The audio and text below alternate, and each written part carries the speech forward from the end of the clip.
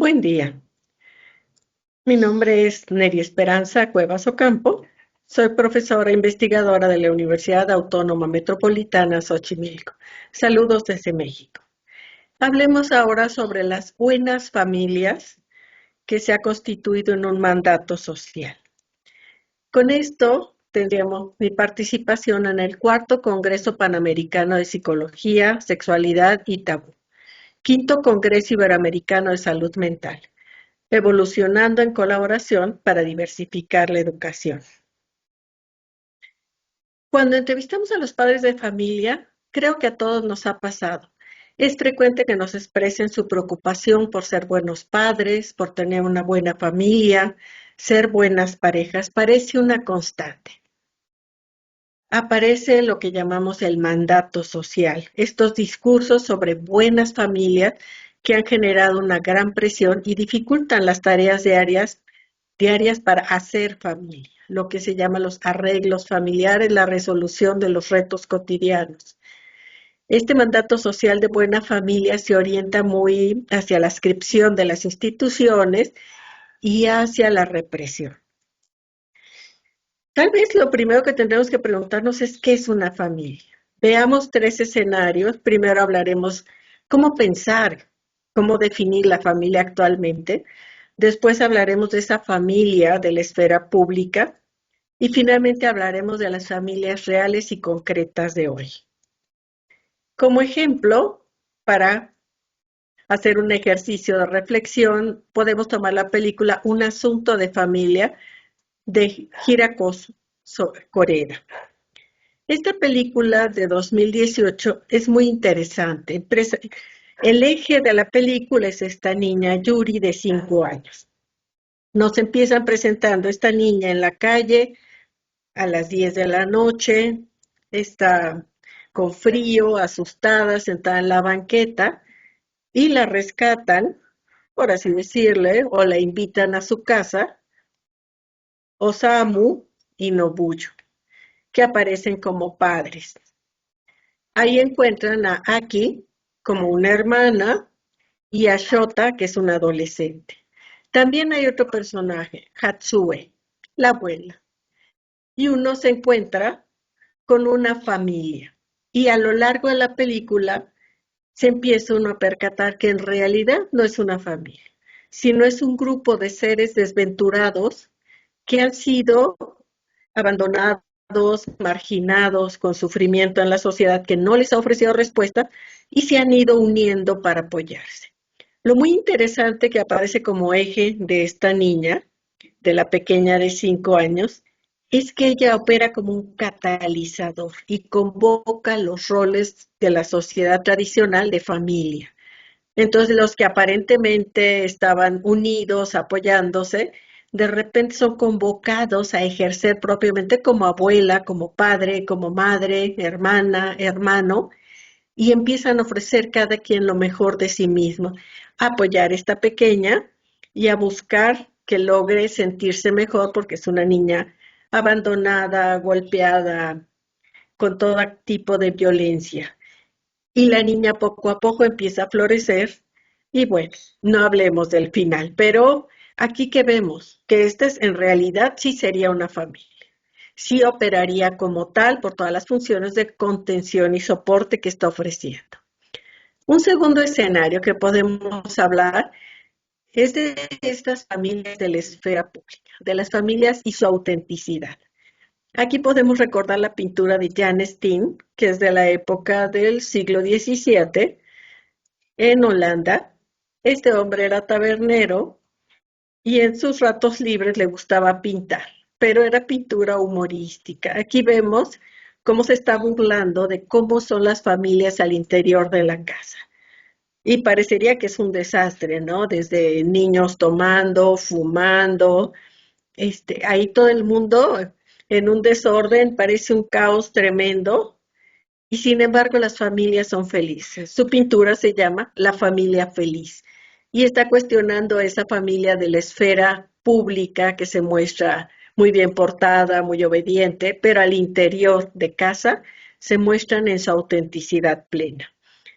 Y de alguna manera decimos, bueno, eso ocurría en el siglo XVII, Creo que hoy presenciamos fenómenos de otro orden, pero que son similares. Estamos viviendo lo que Guy Debord llamó la sociedad del espectáculo. Hablemos del sharenting.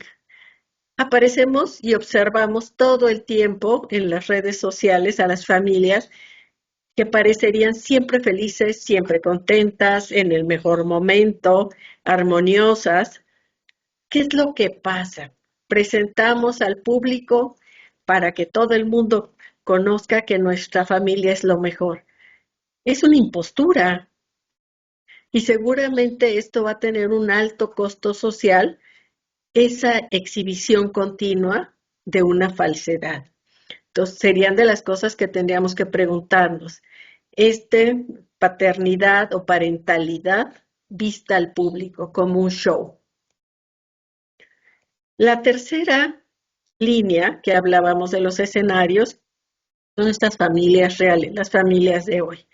Encontramos como elemento para la discusión que los pediatras están siendo testigos de un fenómeno que nos interpela como investigadores sociales. Llegan a consulta y los pediatras las describen como buenas familias, buenos padres, negociadores, amorosos, preocupados por sus hijos. Y pese a ello, los niños tienen comportamiento de dificultad en la relación con otros, son desafiantes y se muestran angustiados. Y esto lo vemos en diferentes sociedades, no solo en México, y lo vemos continuamente que decimos, bueno, si son tan buenos padres, ¿qué pasó ahí? Ahí nos puede llevar a preguntarnos si lo que pasa es que estamos demandando un comportamiento de padres que no corresponden a lo que necesitan los niños. Entonces, en esta posmodernidad, que es la era del desencanto, la era del amor líquido, la era de los vínculos relajados o transitorios, del nomadismo identitario, ¿qué familias posibilitamos en la posmodernidad? Entonces, estos que aparecen como padres modélicos probablemente no respondan a las necesidades actuales. Y bueno, como psicólogos nos preguntaríamos cuál es nuestra responsabilidad en ello. Aquí tendríamos que tal vez desmarcarnos y preguntarnos si no vale bien la pena pensar en si no estamos operando como un aparato de normalización, si nosotros psicólogos tratando de que las familias, los padres, los hijos, todo el mundo se adscriba a las instituciones. Tal vez habría que pensar como alternativa en la irreverencia del saber, donde nos cuestionamos acerca de las teorías y no para desecharlas o para considerarlas inútiles, sino para decir qué situación es la que estoy observando, qué es lo pertinente para esta situación y cuál es mi responsabilidad con ello. El compromiso tendría que ser ante todo el respeto a la singularidad de cada familia. No vamos a encontrar un solo texto, un solo modelo que nos describa la familia perfecta. Cada familia se va acomodando y va resolviendo de acuerdo a su situación. Tenemos que proponer acciones, pero que vengan del encuentro entre lo que estamos observando, cómo viven en el día a día, y las diversas teorías, cómo nos pueden ayudar a comprender. Y así vamos a convertir esta duda, este momento de inquietud donde sentimos que no corresponde con lo que esperábamos, pero esa duda puede ser un recurso de pensamiento. Y así podemos recuperar nuestra libertad individual e intelectual y nuestra integridad como psicólogos. Decir, yo respeto tu alteridad, yo respeto tu singularidad. Las familias en general desean ser buenas, pero esto, ¿qué es lo que hace? Silencia su deseo central de ser amados. Desean ser sostenidos por otros, tener una sexualidad y un proyecto compartido. Por ello, yo considero que es grave etiquetar una familia como disfuncional, pero también lo es cuando la familia empieza a asumirse de esa manera. Entonces tenemos que pensar bien antes de poner etiquetas. Creo que las familias, más que necesitar una etiqueta o una acusación, un juicio, lo que necesitan es que se entienda y que nos permitan entrar en diálogos con ellos, y no como el amo del saber, sino ponernos a la misma altura como interlocutores. Una de las primeras cosas que tenemos que considerar y que usualmente no vemos o minimizamos, llegamos como psicólogos dispuestos a ayudar, dispuestos a resolver, porque esos sujetos tienen un problema y están mal. Creo que desde ahí tenemos que cambiar de lugar. Tenemos que reconocer que esos sujetos no son en realidad esta parte de lo carenciado o lo fallido. Son, son básicamente articuladores de posibilidades. Debemos dar la bienvenida a la aparición de esos sujetos y a su irrupción siempre enigmática en su singularidad.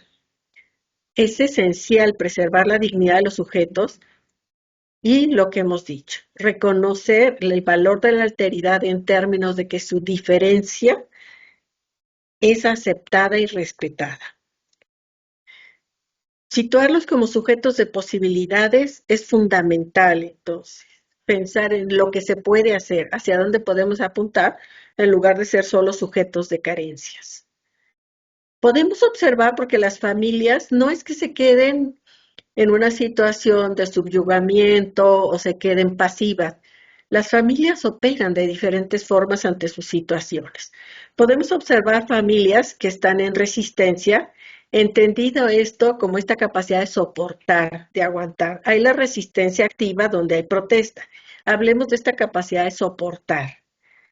Y en los programas del gobierno se exalta esto como una virtud, decir, qué aguantadores, qué bien. O en México decimos, ay, las familias, las mujeres luchonas. Pero esto tiene un costo muy alto para las familias, porque están luchando contra corriente. Encontramos, por otra parte, las familias resilientes. Son familias cuya resiliencia les permite afrontar a los sujetos de esta familia, afrontar las crisis y recuperarse. A pesar de lo que pase, logran encontrar vías creativas para sobreponerse. ¿Qué se requiere? Que tengan ciertas características disposicionales o de personalidad que les permitan afrontar, que les permitan sostener. Es fundamental que haya una unión familiar afectiva que permita que esa fuerza disposicional se multiplique al estar todos unidos y de manera muy fuerte. Se requiere del apoyo externo, es decir, del entorno social, para que esas familias puedan operar en resiliencia.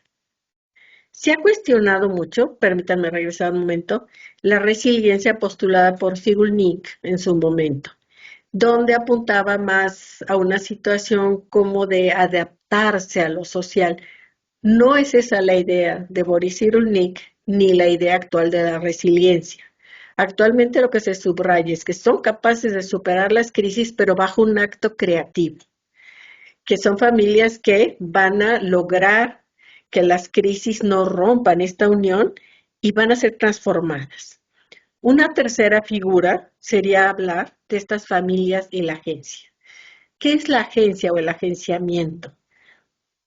Los sujetos requieren de este apoyo externo social, es decir, brindado por una sociedad que va a creer en la potencia humana, en sus posibilidades. Entonces se requiere para que ese sujeto tenga agencia, el tener el soporte para buscar cambios, para soportar, para realizar acciones que cambien su situación. Y esto nos lleva a que a veces quien tiene que cambiar es la sociedad. A veces es lo que está mal. A veces lo que tendríamos que pensar es si no está mal nuestra propia manera de afrontar o de hablar con las familias. Tenemos que pensar en formar un nosotros. Tenemos que intervenir para promover colectivos de apoyo, para que puedan juntos y podamos juntos analizar, decidir y organizarse de manera justa. Pues es en esa organización, en ese encuentro, en ese nosotros, donde podemos gestar los cambios. Finalmente pensemos en el don.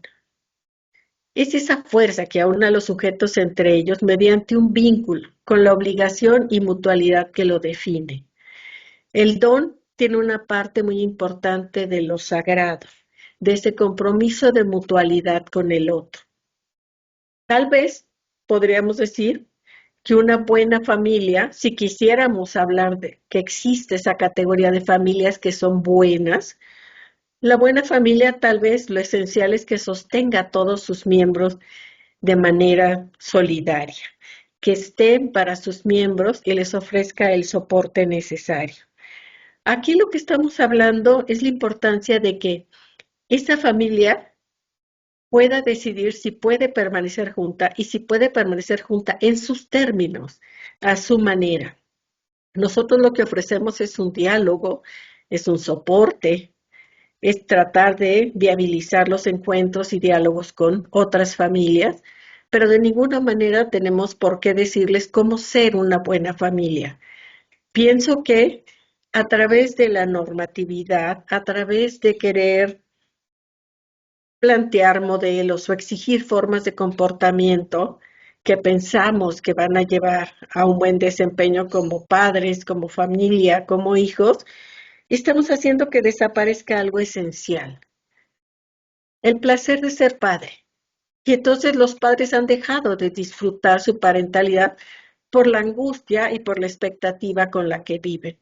Tal vez tendríamos que recuperar esta parte del placer de ser padres y la otra es preguntarnos, ¿qué requieren esos sujetos de la familia? ¿Qué requieren los niños? Tal vez en este momento tengamos que educar hacia una gestión del riesgo. Tal vez tengamos que educar hacia que los niños sean capaces de decidir por sí mismos y tengan claras las responsabilidades de sus decisiones y fomentar mucho el apoyo con su propia familia. Pero no hay una sola manera de ser familia. Y por supuesto, creo que nos deja cierta pobreza el evaluar de si hay buenas y malas familias. Yo creo que hay familias, hay seres humanos que concurren y se apoyan. Y esto respondería a decir, bueno, tal vez lo mejor de una familia es que se centre esta pregunta de ¿a quién pertenecen los niños? La familia se constituye y una parte vulnerable y central de la familia son esos niños que marcan el futuro, que es el compromiso del futuro de la humanidad. ¿A quién pertenecen los niños? No pertenecen a sus padres ni se pertenecen a sí mismos. Pertenecen al futuro de lo social, pertenecen a la promesa de futuro. Entonces les agradezco su escucha. Aquí les dejo unas recomendaciones bibliográficas. Gracias, aquí está mi correo.